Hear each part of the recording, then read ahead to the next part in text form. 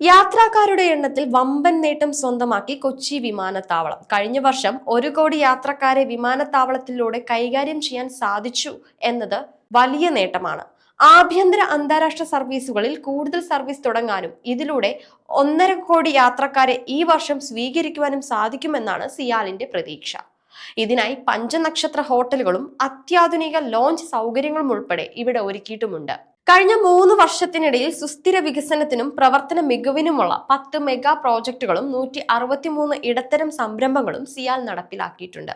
IT സുരക്ഷാ സജ്ജീകരണങ്ങളുടെ സമഗ്രമായ നവീകരണങ്ങളും ഈ കാലയളവിൽ നടപ്പിലാക്കി.